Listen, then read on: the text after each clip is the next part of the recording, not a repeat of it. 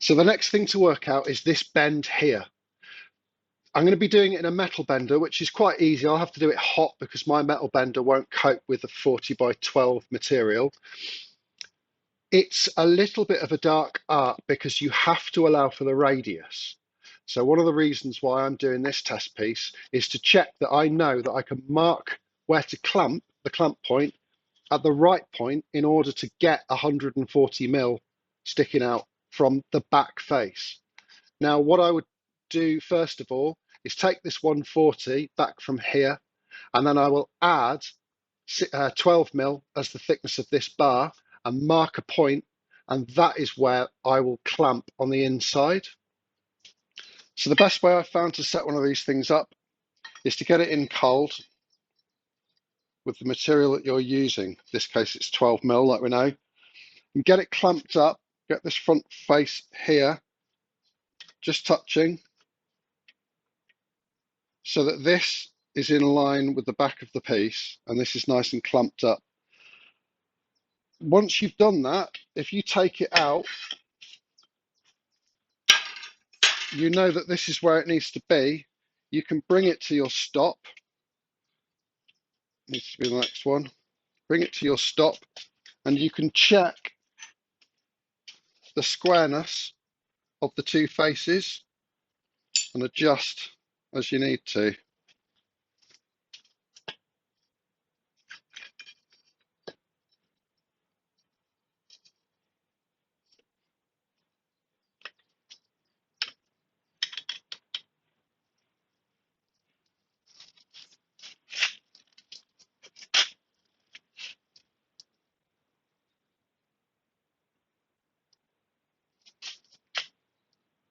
I can already see that it's bent further round than it probably needs to be. So it's a good start. Obviously, if you're doing a run of them, you can measure this as it's come out and then adjust accordingly for the next one. By sort of 2 or 3 down, you get to a point where every one is the same. So as you can see, the dark arts of the metal bender have attacked me. It's not square, but before I make it square, I wanted to check that my calculations had been correct. And because I am learning this on the fly, they are not. So if you can see, we are now at 155, it looks like, as opposed to 140 that it should be. So that is 15 mil too far south of this bar. So before we move on to the curved section, I'm just going to take what we've learned about the right angle bend. So I'm going to get a really short heat now, having gone back to 138 mil from the very end. I'm going to get this hot.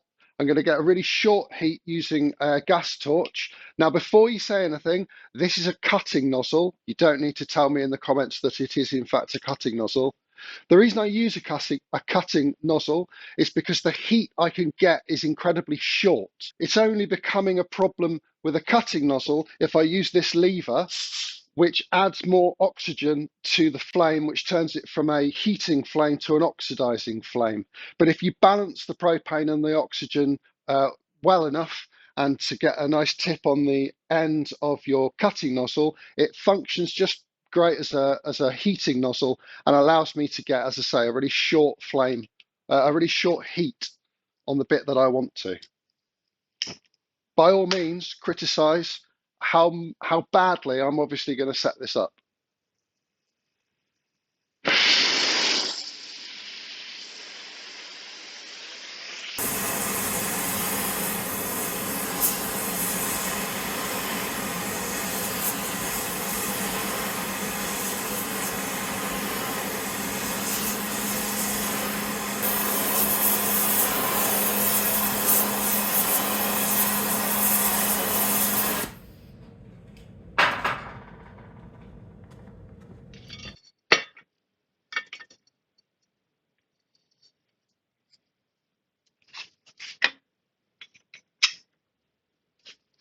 I've adjusted here to allow for the fact that last time it was a little bit too tight a curve.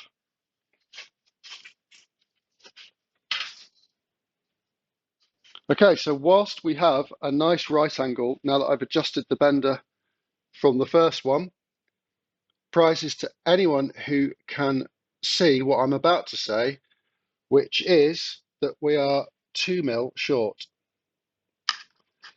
So the 138, I'm going to change to 140, which some people might point out, well, why didn't you just stick to that number in the first place? The reason I didn't is because, as I say, bending of this kind is a bit of a dark art, and better people than me will have been able to get their head around this. I, however, have never been able to get my head around this, which is why I do test pieces. So rather than work out the mechanisms of where to bend that the first time and keep that information in my head, which is probably the better thing to do, I'll admit, I will rely on test pieces so that I know for definite where to clamp it in order to get the bend that I want. The last thing really is to bend this taper up. But to do that, what we're going to need to do is first of all put an angled bend like we have done here, only not a right angle, at this point to get that angle here. And then we're going to need to curve this around, and we're going to do that hot. So the thing that you're going to need to do, because there are going to be 4 of these, is I'm going to make a jig or a former, whatever you prefer to call it, that allows me to form that curve around a set cold curve that's always going to stay the same, so that I know I can take piece after piece after piece into it and bend, and they're all going to end up exactly the same. Now, the way I'm going to do that is to get a thinner piece of steel and curve this cold in the fly press to match the inside arc of this curve here. And when I've bent that to the appropriate curve, I'm going to then weld everything to a very solid base, and in this case, probably this table.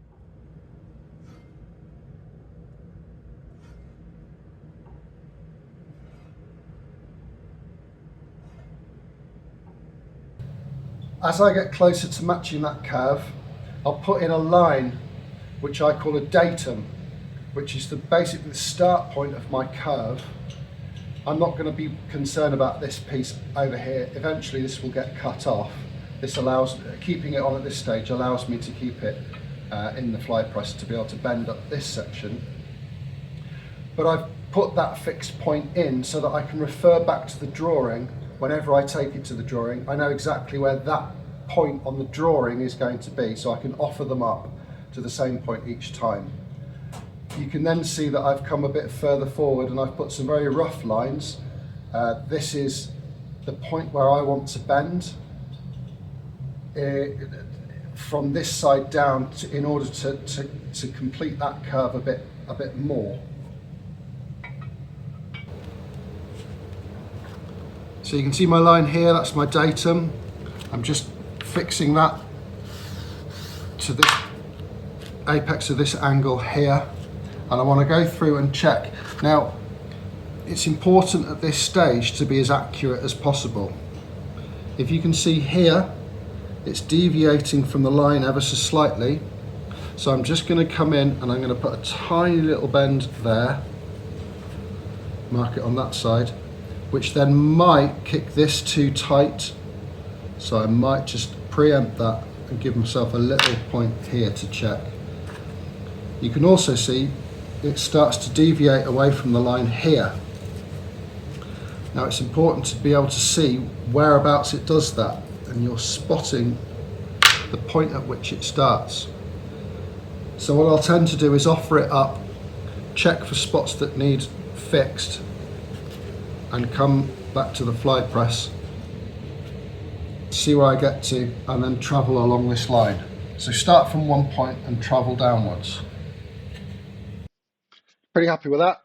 I've got my datum here that will eventually get chopped off square to this.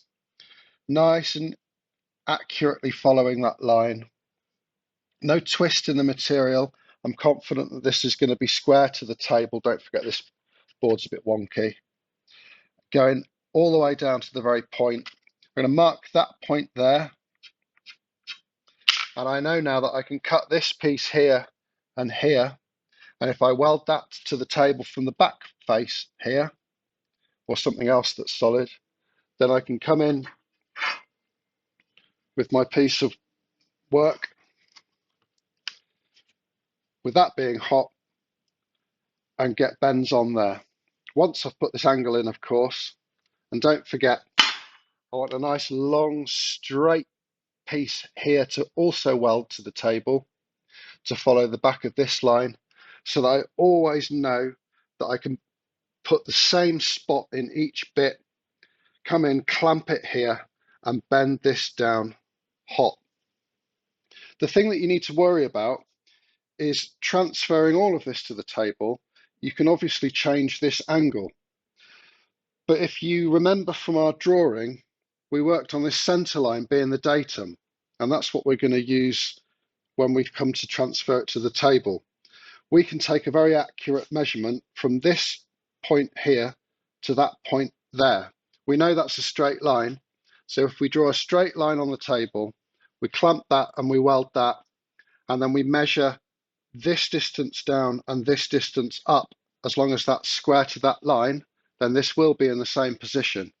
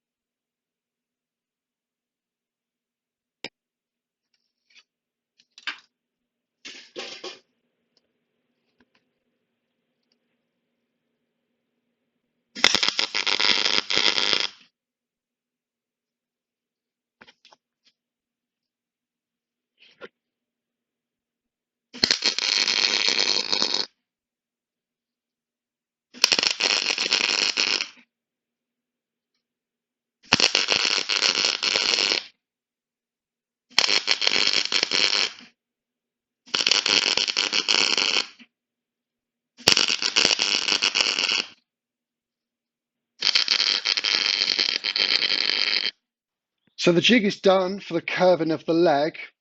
This is the test piece from the taper that you saw me make earlier. We know how much we lose here, and we now know how long we need to measure here in order to clamp to get the bend in here. We can make a similar assumption to this bend, to this smaller bend here. But what we don't know is what happens to this amount of steel. I've marked this point 523 mil back from the end of here, and I've marked this point 140 mil back from the end of here. This bend loses 10 mil from this point here. So we need to factor that in to that equation when we come to cut it. I'm going to remark this line where it should be, get this bent. So I'm going to get a protractor on this angle. If you remember from the first video, I've drawn that angle straight. I'm going to do it the same way. I'm going to clamp up to this point. So I'm going to get heat here, and I'm going to get a bend on that, and then we'll be ready to test this curve when we get the forge on. So I'm going to use this to set up my bender, just in the same way that we set it up for the square. With the square, I'm going to come back and do the same thing with this.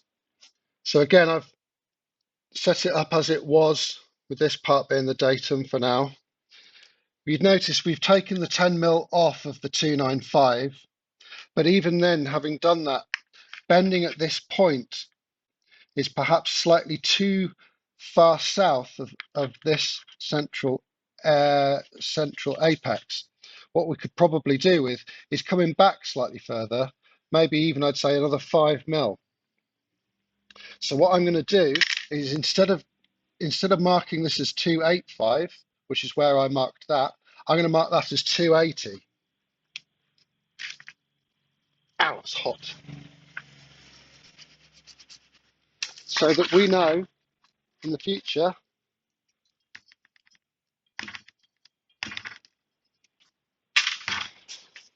what the true length, the cut length rather, or the true length, or whatever you want to call it, need to be in order to get what we want to get. But for the purposes of this test piece, we're going to leave this like this, because what I want to do now is test this curve.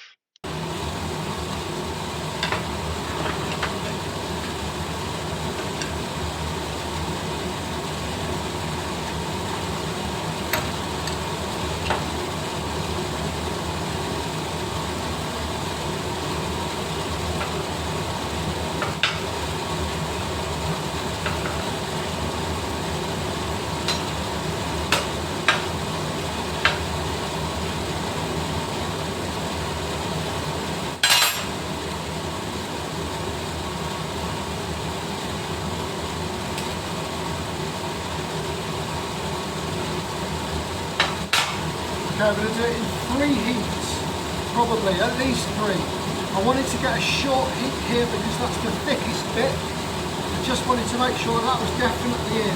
The rest of it now I can just do a bit longer, see if I can get a big nice long heat for the rest of it.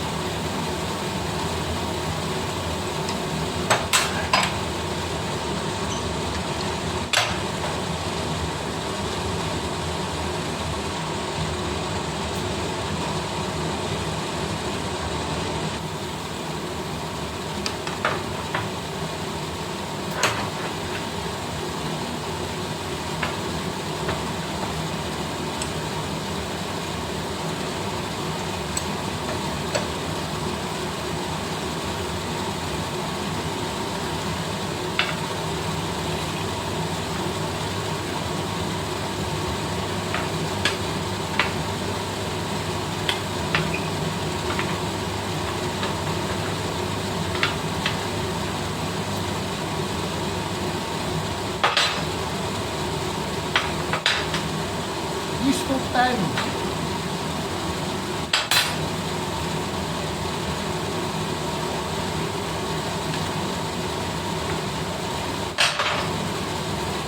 One last heat here and then it'll be done.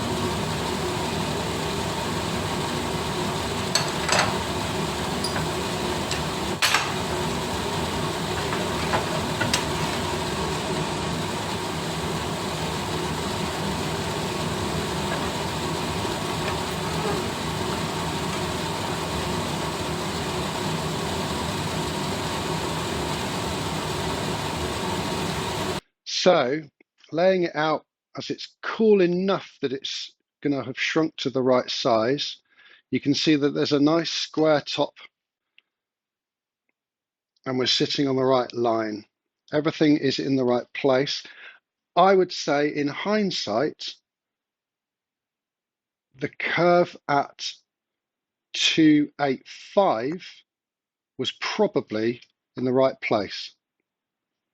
So I'm going to change that back to 285 and accept that that curve now is exactly where I want it to be.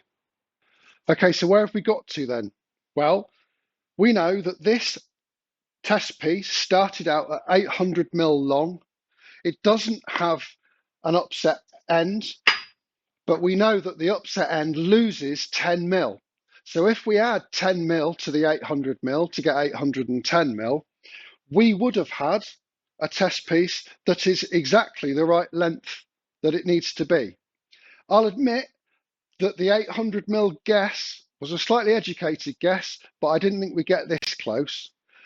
But 800mm plus the 10 that you lose through the upset, so 810mm, we now know that if we were to cut 4 pieces at 810mm and put the upset on and put this taper on and bend these angles at the points that we've worked out, we will end up with 4 identical pieces that, as close as I would like to get it, match the drawing.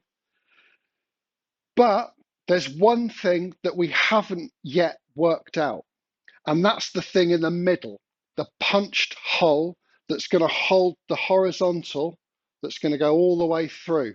Now that's going to require new tooling for the fly press, and that's something that's going to be a whole video in itself. So that's going to be part 3. But I hope you've stayed with it for part 2. It's hopefully been a very useful way of explaining just how you get from something completely made up and drawn on a board to a working, repeatable series of processes. So thanks again for watching. Keep a lookout for part 3. As I say, it's going to be all about tooling for the fly press, punching holes and drifting slots in the bar to get this central section here. And then we can factor in all of the differences that that does to the steel and use our calculations to edit this 285 so that we can then come up with a working standard that we can take forward for all 4 of the identical pieces.